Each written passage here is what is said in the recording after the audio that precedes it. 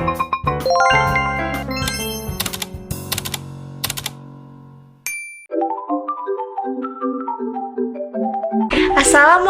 warahmatullahi wabarakatuh. Welcome back my YouTube channel. Hai teman-teman. Ini aku akan membuat video tentang mata kuliah pengelola pendidikan. Namaku, NPM ku, aku berasal dari kelas, dosen pengampuku. Yuk ikutin aku terus.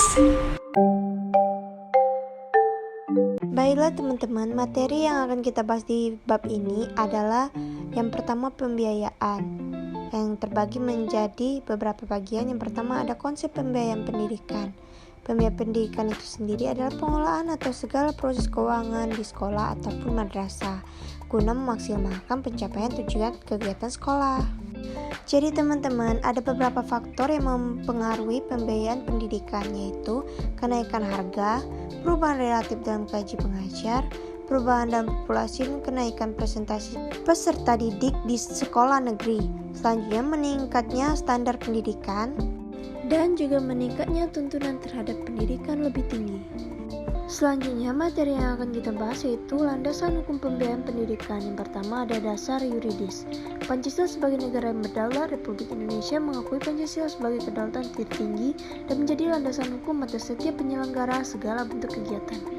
Kedua, Undang-Undang Dasar dan pembukaan Undang-Undang Dasar 1945 dalam alinea keempat disebutkan adanya perkataan pencerdasan kehidupan bangsa. Ini berarti bahwa setiap lapisan masyarakat berkewajiban untuk serta melaksanakan pendidikan supaya upaya mempertahankan kedaulatan Republik Indonesia. Dan yang terakhir ada peraturan perundang-undangan lembaga pendidikan dan melaksanakan tugasnya, menerima dana dari berbagai sumber, penerimaan dari berbagai sumber tersebut. Dan juga ada dasar filosofis. Hampir dapat dipastikan bahwa proses pendidikan tidak dapat berjalan tanpa dukungan biaya yang memadai. Sementara itu, pendidikan nasional kita dihadapkan pada masalah peningkatan kualitas, pemerataan kesempatan, keterbatasan anggaran, dan belum terpenuhnya sumber daya masyarakat secara profesional sesuai prinsip pendidikan sebagai tanggung jawab bersama antara pemerintah, masyarakat, dan orang tua. Nah, selanjutnya ini ada sumber keuangan sekolah. Sudah bintang letakkan di sini, teman-teman bisa di-stopkan ya membacanya. Nah, berikut kategori biaya pendidikan. Pertama, biaya pendidikan langsung dan tidak langsung. Kedua, biaya masyarakat dan biaya pribadi. Yang kelima, ada pendekatan biaya satuan pendidikan. Yang pertama, ada pendekatan makro yang berdasarkan perhitungan pada kegiatan seluruh jumlah pengeluaran pendidikan. Selanjutnya ada pendekatan mikro berdasarkan perhitungan biaya berdasarkan alokasi pengeluaran per komponen pendidik yang digunakan oleh peserta didik. Selanjutnya yang keenam ada fungsi pembiayaan pendidikan. Fungsi ini menjadi beberapa bagian, yaitu memungkinkan penyelenggara pendidikan dilakukan secara efisien dan juga memungkinkan ketercapaian kelangsungan hidup lembaga pendidikan, dan juga dapat mencegah adanya keliruan, kebocoran, atau penyimpanan penggunaan dana dari rencana semula. Nah, selanjutnya itu manajemen sarana dan prasarana. Pengertian itu sendiri adalah segala sesuatu atau bisa berupa syarat atau upaya yang dapat dipakai sebagai alat atau media dalam mencapai maksud dan tujuan. Sedangkan prasarana merupakan semua perangkat kelengkapan dasar atau fasilitas yang secara tidak langsung menunjang jalannya proses pendidikan atau pengajaran seperti halaman sekolah. Nah, selanjutnya ada perencanaan sarana prasarana. Perencanaan sarana prasarana persoalkan dapat didefinisikan sebagai keseluruhan proses perkiraan secara matang rancangan pembelian, pengadaan, rehabilitas, distribusi, atau pembuatan peralatan dan perlengkapan yang sesuai dengan kebutuhan sekolah.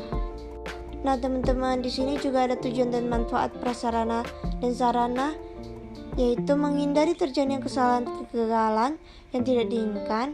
Kedua, untuk meningkatkan efektivitas dan efisien dalam melaksanakan. Nah, dan juga manfaatnya dapat membantu dalam menentukan tujuan, meletakkan dasar-dasar dan bentukan langkah-langkah yang akan dilakukan, menghilangkan ketidakpastian, dan dijadikan sebagai suatu pedoman atau dasar untuk melakukan pengawasan, pengadilan, dan bahkan juga penilaian agar nantinya kegiatan dapat berjalan secara efektif dan efisien. Nah, selanjutnya ini ada perencanaan pengadaan barang bergerak dan tidak bergerak. Yang barang bergerak adalah barang habis dipakai, menyusun daftar sarana sekolah yang disesuaikan dengan kebutuhan dan rencana kegiatan sekolah setiap bulan. Dan barang tidak habis dipakai yaitu menganalisis dan menyusun keperluan sarana dan prasarana sesuai dengan rencana kegiatan sekolah. Nah, berikut ada pengadaan sarana dan prasarana ya teman-teman. Nah teman-teman, tidak terasa kita sudah sampai ke materi terakhir yaitu inventarisasi sarana dan prasarana. Maksud dari kata itu adalah daftar barang-barang, bahan, dan sebagainya. Dan ke-8 pemeliharaan sarana dan prasarana. Dan yang ke-9 ada penghapusan sarana prasarana. Menurut Barnawi, penghapusan sarana prasarana merupakan kegiatan pembebasan sarana dan prasarana dari pertanggungjawaban yang berlaku dengan alasan yang dapat dipertanggungjawabkan. Nah teman-teman, selesai sudah pembahasan di mata kuliah pengelolaan pendidikan. Jangan lupa like dan subscribe ya teman-teman. Dadah, tungguin video selanjutnya ya.